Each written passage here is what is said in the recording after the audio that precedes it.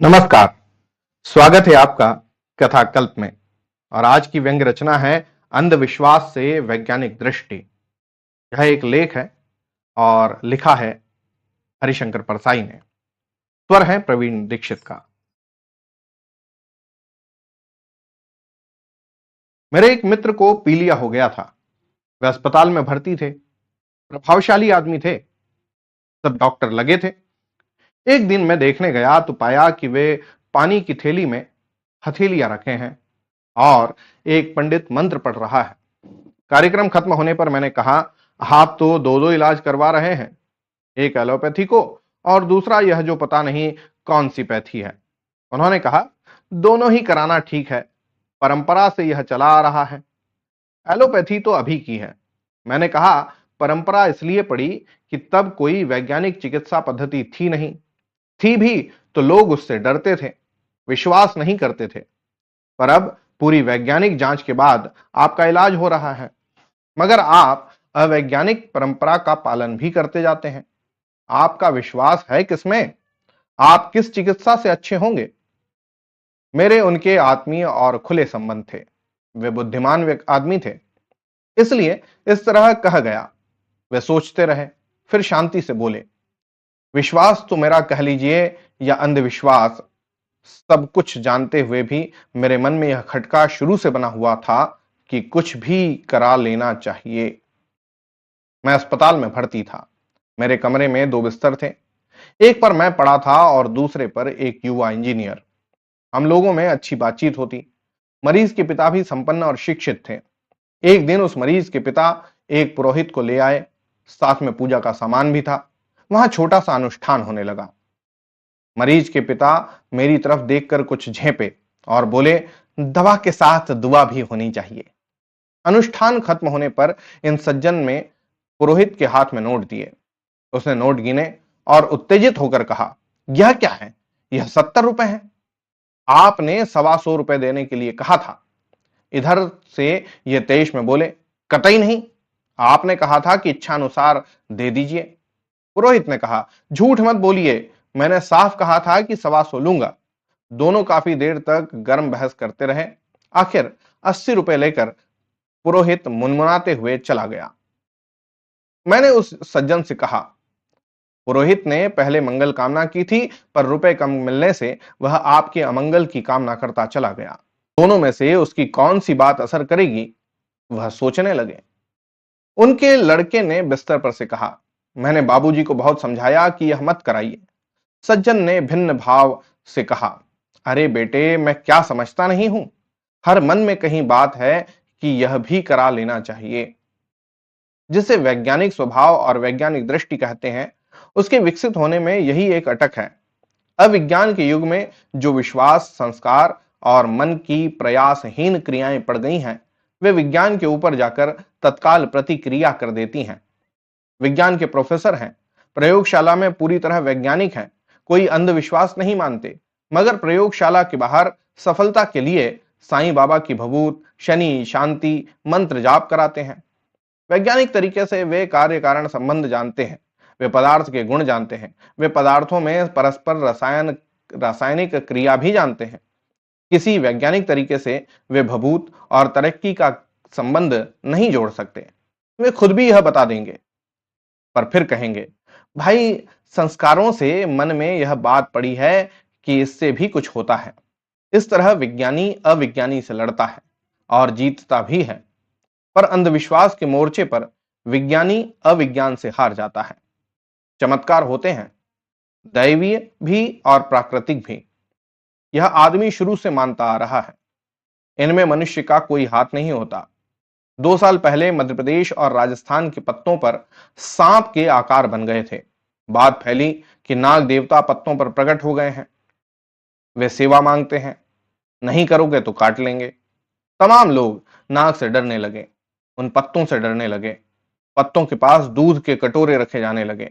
भजन कीर्तन होने लगे। कहीं वनस्पति विज्ञान की एक छात्रा ने सुन लिया। उसने बगीचे से उन्हीं नाग वाले पत्तों को तोड़कर सब्जी बनाकर परिवार को खिला दी। शाम को परिवार को बताया कि मैंने सबको नाग पकाकर खिला दिए और कुछ नहीं हुआ। तब कृषि विश्वविद्यालय के आचार्यों के बयान आए कि यह पत्तों की बीमारी है जिसमें सांप की आकृति बन जाती है। अप्रत्याशित हो सकता है, चमत्कार हो सकता है, कोई रहस्य शक्ति है जो कुछ कर देगी। यह भावना आदिम मनुष्य ने प्रकृति की शक्तियों और अपने वातावरण से पाई थी, क्योंकि उसे सृष्टि का, पदार्थों की प्रकृति का, अपने परिवेश का और कार्य कारण का कोई ज्ञान नहीं था। विज्ञान ने बहुत कुछ समझा दिया, जिसे ग्रह, नक्षत्र और जीवित देवी देवता नहीं, पदार्थों के पिंड हैं। अंतरिक्ष में इनका मार्ग और गति तय है। पर कई साल पहले एक दिन आया जब 8 ग्रहों के एक ही कक्षा में होने का योग था। यह मात्र भौतिक संयोग था, इसमें दैवीय कुछ भी नहीं था। पर महीने भर पहले से पुरोहित वर्ग ने हल्ला मचाया था कि महाभारत के काल के बाद अब ये योग आया है, बड़ा अनिष्टकारी हो सकता है। महीने भर पूजा पाठ, कीर्तन, भजन होते रहे। अंधविश्वासियों का कितना पैसा इस बहाने लूट लिया गया, कोई हिसाब नहीं। प्रधानमंत्री पंडित नेहरू ने इस सब को गलत और अवैज्ञानिक बताया, पर इसका कुछ असर नहीं हुआ। वैसे ही अनुष्ठान चलते रहे। कुछ साल बाद इसके ज्यादा दिलचस्प घटना घट गई। एक अमेरिकी अंतरिक्ष प्रयोगशाला स्काई लैब मार्ग से भटक गई। वैज्ञानिकों ने घोषित किया कि स्काई लैब से संबंध टूट गया है और वह अनियंत्रित है, वह कहीं भी गिर सकती है। अनुमानित क्षेत्र भी वैज्ञानिक बता रहे थे, पर हमारे यहां शाम से ही कीर्तन, भजन आदि होते रहे। लोग यह समझ रहे थे कि पूजा पाठ, भजन, कीर्तन से स्काई लैब हमें छोड़कर कहीं और गिर जाएगी। अमेरिकी स्काई लैब हमारा आग्रह कैसे मान लेगी? स्काई लैब गिरी वायु की दिशा से, अंतरिक्ष की अपनी शक्ति से और पृथ्वी की आकर्षण की शक्ति से। आरंभ में मनुष्य को ज्ञान नहीं था, प्राकृतिक क्रियाओं को नहीं समझता था। वृक्ष भी उसके लिए रहस्यमय था, सूर्य, चंद्र आदि भी रहस्यात्मक थे। पदार्थों और उनकी परस्पर प्रतिक्रियाओं के बारे में भी कुछ मालूम नहीं था। हर घटना उसके लिए चमत्कार थी। वह कार्य कारण संबंध नहीं जोड़ सकता था। वह असाधारण घटना को उस शक्ति का किया हुआ मानता था जिसे वह जानता ही नहीं है। उसने निष्कर्ष निकाला कि अलौकिक शक्तियां भला भी करती हैं और बुरा भी, इसलिए उन्हें प्रसन्न करो, इनके प्रतीक बनाओ। इस तरह अंधविश्वास चलता गया। विज्ञान ने धीरे धीरे रहस्य खोलना शुरू किया, प्रमाण, तर्क, प्रयोग पर जोर दिया। प्रकृति के रहस्य एक के बाद एक खोले, कार्य कारण संबंध बताए, सृष्टि के पदार्थों की घटनाओं की तर्कपूर्ण जानकारी दी। केवल ऐसे चमत्कार या ऐसे अंधविश्वास नहीं है जिनका संबंध धर्म से हो। धर्म से अलग भी ऐसे अंधविश्वास हैं, चमत्कार हैं जिन्हें आदमी मानता है। हर असामान्यता को या उस घटना को जो समझ में नहीं आती, चमत्कार मान लिया जाता है। अंधविश्वासियों को लेकर निहित स्वार्थ कायम हो गए थे।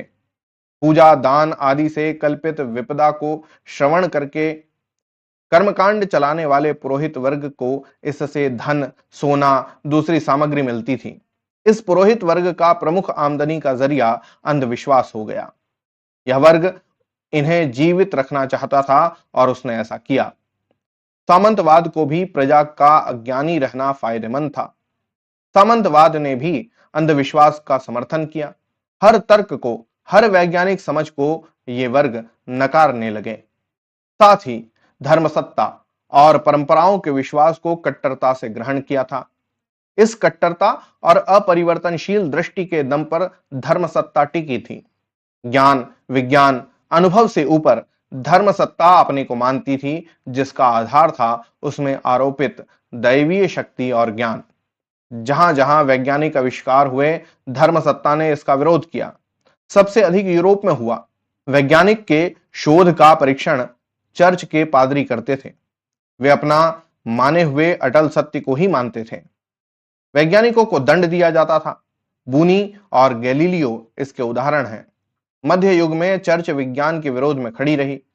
अब हमारे जमाने में चर्च की इस सत्ता को नहीं माना जाता। इस तरह दोहरे व्यक्तित्व होने लगे, सोच वैज्ञानिक और आचरण अवैज्ञानिक। सोच भी अधबिच की। विज्ञान भी सही है और परंपरा से चली आती आस्था भी सही हो सकती है।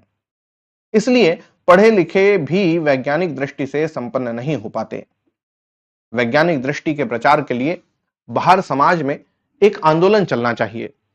ऐसा ही एक आंदोलन लंका के प्रोफेसर कोकर ने चलाया था। उन्होंने सारे चमत्कारी देव पुरुषों को चुनौती दी थी। कुछ सालों से विज्ञान जत्था निकलता है, इसमें कम है। मैं खुश हुआ अखबारों में यह पढ़कर कि 2 शहरों में अंधविश्वास निवारण आंदोलन चल रहा है। इन लोगों ने लोगों को अपने हाथ में से भभूत निकाल कर बता दी। इसी तरह लोक शिक्षण आंदोलन से लोगों में वैज्ञानिक दृष्टि आएगी।